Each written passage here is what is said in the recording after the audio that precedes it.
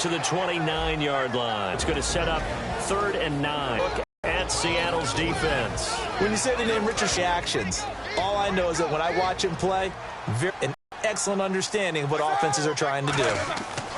On 3rd down, Roethlisberger. And that is incomplete. Antonio Brown, the intended receiver. And that brings up 4th down. There are a good number of coaches at any time they call an in route are really worried about the play because there's so much traffic ordinarily that the ball has to get through to get to the receiver. And on that play, it was batted down. Now Chris Boswell for the Steelers field goal try. This one from 46 yards out. And Boswell's kick is good. And the Steelers will jump out to a 3-zip lead. So after the pick, they can't capitalize for 6, but they do get 3. And I know in this situation, most of us wanted to focus on the offense. You know what side of the ball I played on. Let's give that defense a lot of credit. Taking it over in a sudden change situation and shutting them down. The Seattle now ready to march onto the field. And following the interception, just any interception, are you a little bit more cautious when you start that next drive, or no, you just throw that out the window? I think you are. I don't think that there's any way you can run back out there and go, totally didn't affect me. Let's just go ahead and be loose with the football again. You're going to take care of it, but you have to be careful about being too cautious because now you can't run any offense at all. Still want to attack. We'll see how they attack them here.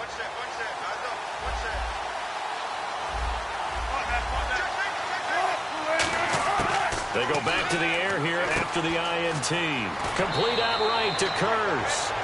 It's a gain of 11 yards that time, and it produces a new set of downs. That was a nice completion on an out route, and those types of plays are the result of arm strength by the quarterback and timing by the receiver.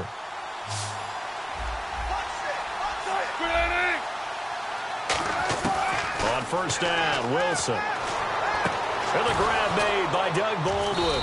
And he's taken down, but not before he gets this into enemy territory across the 40. Baldwin coming off his first Pro Bowl appearance. He had career highs, Charles, in catches with 94, over 1,100 yards. That also a career high. Pretty good season for Doug Baldwin. And I think the place that he really started to take off was midway through 2015. The connection between he and his quarterback, Russell Wilson, where they were playing more from the pocket, bigger plays downfield. That just propelled him into 2016. That and anything he perceives as a slight, he uses it to his advantage, and he just goes out and plays. Again, Wilson. It's complete to Lockett. And he'll be brought down inside the 20 at the 19. It's a 9-yard gain, and it keeps the drive moving.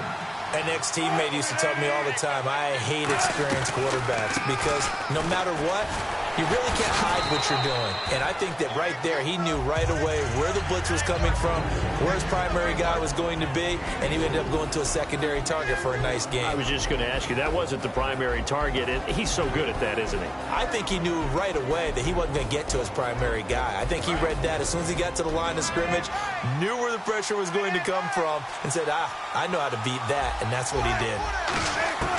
On 2nd down, here's Wilson. And he fires one that's intercepted. A great read, and it's picked off.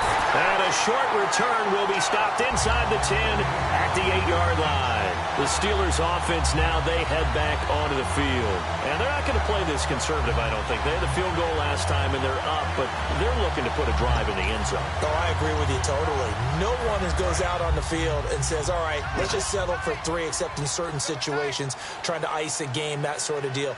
Most of the time, it's end zone, and that's what you're thinking, and I believe that's exactly what they're thinking as they begin this one. Yeah, no quarterback ever goes out there saying, hey, let's get 3, right? Not one that I've ever met. And he will lose yardage here back to his own 6. It's a loss of 2 there, bringing up 2nd down. Michael Bennett's versatility, being able to play any position along the defensive front, allows him to make those types of plays. He finds good matchups and gets into the offensive backfield. And there it works for a tackle for loss. They'll come out in the pistol. A fake to Bell. Now it's Roethlisberger. Deep drop. Green with a catch left side. That goes for a gain of 31. Yeah, when I see passes like that, I'm reminded of something you and I talked about yesterday. Big Ben was a wide receiver the first 3 years of high school, sitting behind the coach's son. And then he finally got that opportunity. I think he's made the most of it. It's always the coach's son, isn't it? But you know where it helps him? When he looks downfield, he knows what the receivers are going to do. He actually has wide receivers' eyes when he's throwing the ball. Now that play is blown up, losing yardage back at the 35. A loss of a full 3 yards, and now it's second down. Brandon, that play ended so fast, it's almost as if the quarterback handed it to the runner, and the tackler was there right away for a loss of yardage.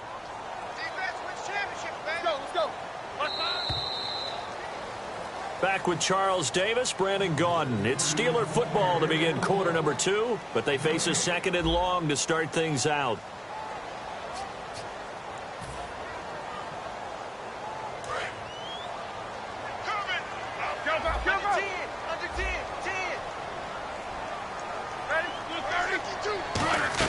Well, now they'll try the end around.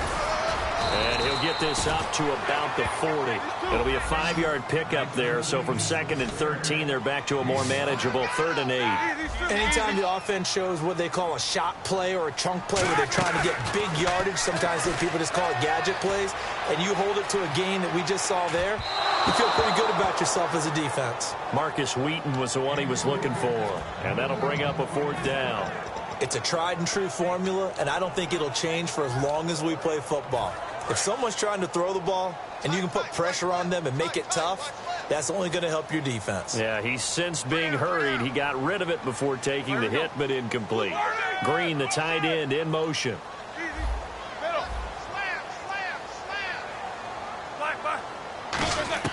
Here we go on 4th down with Roethlisberger. And able to find Green. And able to pick up the first across midfield to the 47. I don't know if I agree with that. I guess they don't care if I agree with you. You have to be surprised by that, right? I definitely was surprised that they decided to go for it in this situation. But they must have either felt like they either had a great play call up. Looking for Green, and it's intercepted. A great read, and it's picked off. And his guys will set up shop at midfield at the 50-yard line. The Seahawks ready to come back onto the field. And 2 interceptions thrown here in this first half. You hear it, no matter the sport, they say the great athletes, they can kind of have a short-term memory, but that's easier said than done. It is easier said than done, but I played with a guy who threw 2 interceptions in the first quarter of a really big game we were playing. Johnny Unitas? And no, not quite of that level and not of that age. But I remember I was going for the age. I remember looking over at him, and he was smiling. And I thought, what is he smiling about? It's because he had enough confidence in himself that was a fluke. And he went out and played pretty well the rest of the day. And he was able to shed the tackle, but the reserves come in for the stop. 5 yards on the pickup, and that'll make this a 2nd down. It's funny, throughout the time that we've been together, when we talk with running backs about the ability to catch the ball, their eyes light up when they talk about open field and having one-on-one matchups, don't they? Yeah, they do. And that's the reason why. What we just saw, shedding those tackles, and that's what they're used to doing. It is, and it starts at the beginning of the play. One-on-one matchup if someone's trying to cover them, but they also like those. That's caught inside the 20. You know, Charles, for Graham, so much concern early in the season about whether he'd be ready to play this year, what would happen recovering from the tendon. Not only was he ready, he played every game this season for Seattle. And it wasn't just the injury concern with Jimmy Graham. It's how Seattle runs their offense. Remember, when he was in New Orleans, he could expect a ton of passes to come his way. But in Seattle, that number was going to be reduced. Would he be able to maximize what they were going to throw in his direction? And he certainly did this year, 65 catches. 65 catches, just shy of 1,000. Wilson hit. It's loose. It's out. Fumble. There he goes, right side. The 40, 30, the 20, 10, 5, and he takes it back to the house. A fumble recovery for a Steelers score. And give some kudos to the defensive coordinator, I think, here. They bring the blitz, they dial it up, and it turns into 6 points for them. It's so nice to hear you actually give kudos to the defense. It is so nice to such an offensive guy like that. I love it. He dialed things up, and boy, a big play resulted for his guys. Well, you like the credit to the defense there, right, my friend? Yeah, do I ever? So here's the kickoff now as they'll get it again following that fumble return for a score. And no return on this one as the fair catch is signaled for and taken. Here come the Seahawks now, set to take over on offense.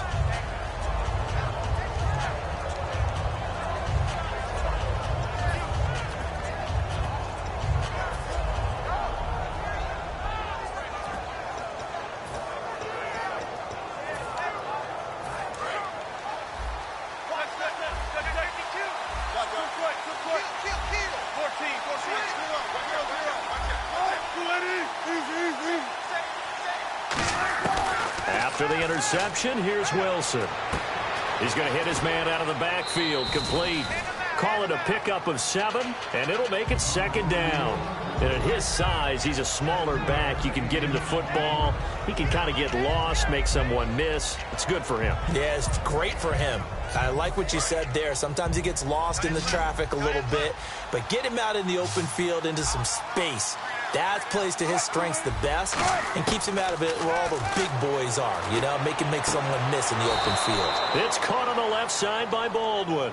That one good for 16, and the drive will continue. I don't care how many times you tell the story, it never loses its luster for me. Doug Baldwin, undrafted out of Stanford, and plays like a #1 receiver should in the NFL. I don't care how you cover him. I don't care that his size isn't great. He's the one that typically comes up with the football. Absolutely. His roots go all the way back to Gulf Breeze, Florida, where he's from, right on the water near Pensacola, and then, of course, to Stanford, and, boy, he's been good.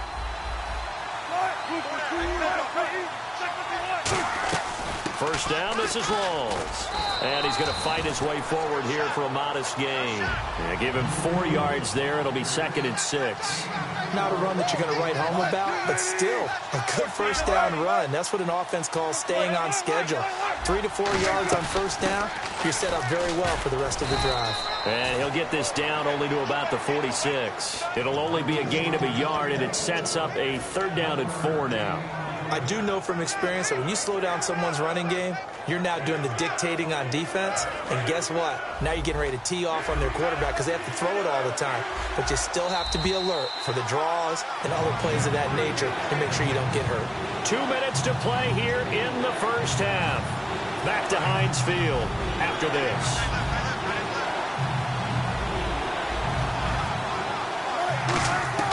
From the gun on 3rd down, Wilson. It's caught. Lockett. They get only 4 that time as that leads us to a 4th down. Feeling like they're not quite in field goal range yet. They're going to go for it on 4th.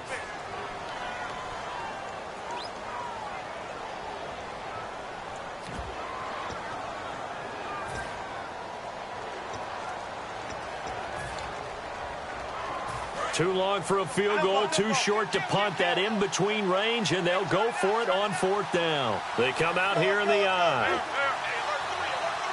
Wilson on the keeper, and he'll get nothing out of that one. A wall of bodies there, nowhere to burrow through the line on the quarterback sneak. And this Steeler defense able to come up with a stop.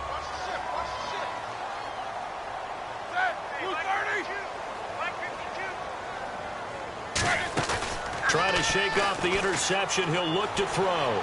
Rolling to his left. Now he's going to let it go deep back over the middle. And they went big on first down. Proves unfruitful. Trying to get it there to Martavis Bryant. And now it's 2nd down. One of the toughest things about playing defensive back is pattern reading, trying to figure out what they're doing. And on that one, they had the fly, just sending a guy downfield with the in route accompanying it, what people call a dagger route, trying to hit the guy underneath after the clear out. In this case, though, they're not able to get it done. Yeah, they said forget the underneath route. They went for the guy on the fly, but as you said, incomplete. When defenses get to the quarterback that quickly, a lot of times it's called a jailbreak. It wasn't quite that fast, but fast enough that he had no time to look downfield and set himself to throw the ball. And as he tried to do that, he was hit and it forced an incompletion. Now Roethlisberger, a screen to Bell. And he goes down, but not before getting this inside the 25. And that one results in 35 yards. What really hurts defenses on screen passes is that they eat up one of their levels right away. Because, you know, most defenses there's 3 levels, D-line, linebacker, secondary. But on a screen pass, you're inviting the defensive line to get past them. Then you throw the ball over their heads. And now there's just 2 levels left to try and stop big guys out in front of a guy running with the football.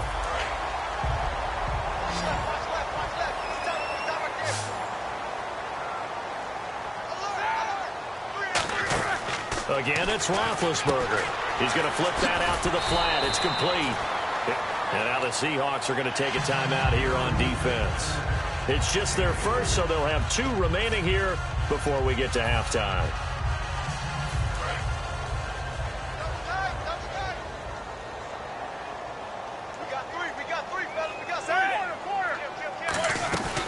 Now Bell. And he's going to be met at the line of scrimmage and taken down. And now the Seahawks are going to call another timeout. So that means they're down to 1 remaining here as we head toward halftime. And on 2nd and 10 now.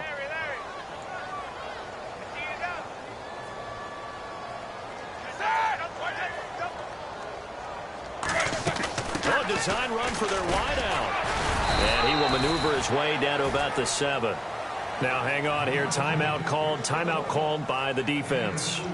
And with halftime on the horizon, they'll be out of timeouts from here forward. 6 plays got him down here. This is play number 7, 3rd and goal.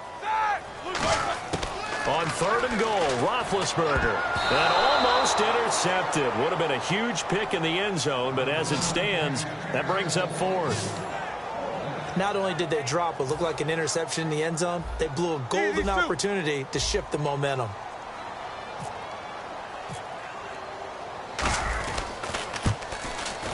And Boswell's kick is good. And that'll push the lead up to 13-0. So the drive takes them inside the 10, but it ends with just 3. And a nice job defensively to rise up and make sure they didn't get in.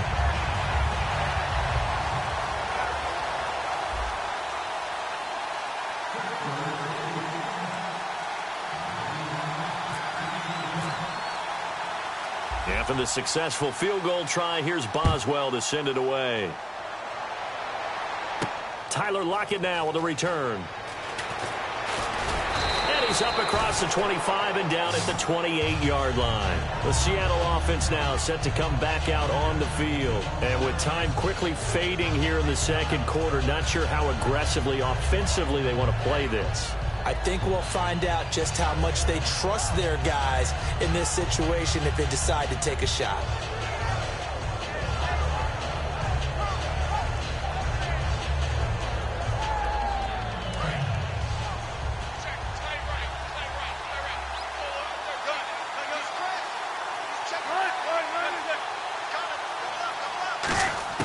On 1st down, Wilson.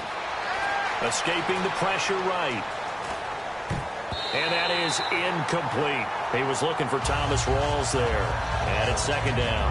Well, partner, so much for the mismatch. How about the guy at the 2nd level, that big linebacker, able to run with the receiver and make a play on the football? So the incomplete pass brings up 2nd down.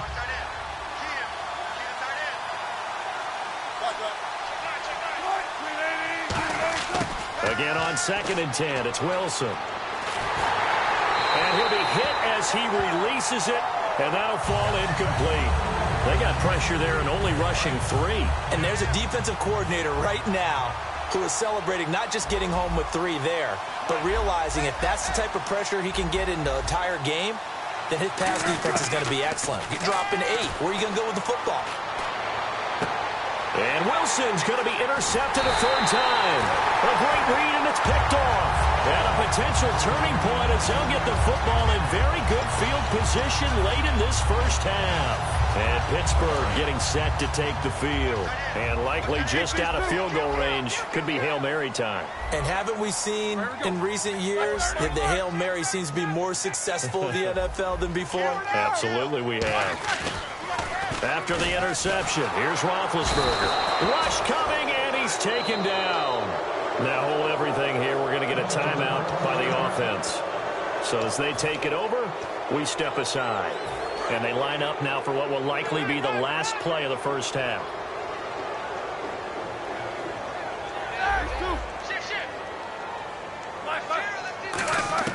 Final play of the half. It's Roethlisberger going for the deep ball. And that's going to be too high, out of bounds and incomplete. 1st half in the books. You're watching the NFL on EA Sports.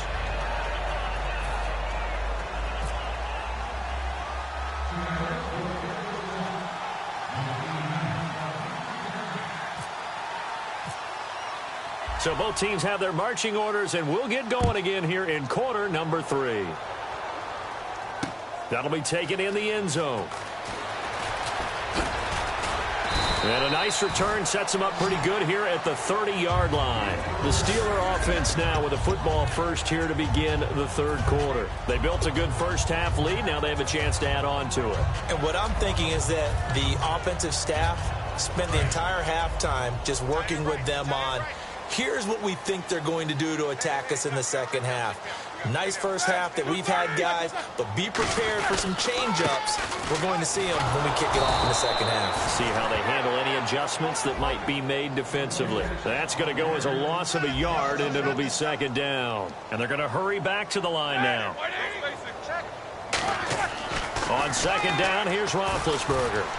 And it's caught over the middle by the tight end, Green. And the play goes for 19 yards, gives him a new set of downs.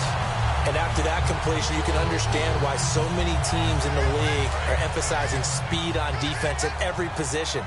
The tight ends have created so many tough matchups now. If you can't run with a tight end as a linebacker, this is going to be the result every time. They give it off here to the tight end. And they'll stop him right on the midfield stripe. Just a yard on the first down carry, so it's 2nd and 9. 9 yards still remaining here to pick up the first on second down. They come out here in the eye. Back to the ground, this time with Bell. Looking for a crease, can't find one. Stopped at the line of scrimmage. No gain on the play there, so that doesn't help. Now they're looking up at a 3rd and 9 situation. Here we go.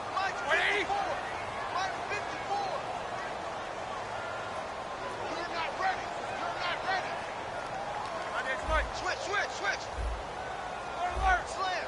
Hurry up, let's go. 180. 54's Mike. Check 43. Brown, the lone receiver, left. Check. From midfield now, here's Roethlisberger. Hard throw, incomplete. He was looking to hit his running back, Le'Veon Bell, that time. And it brings up 4th down.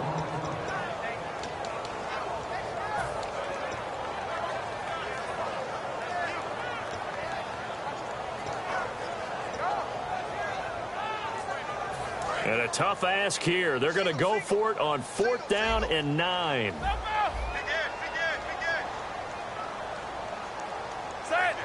Green, the tight end, in motion.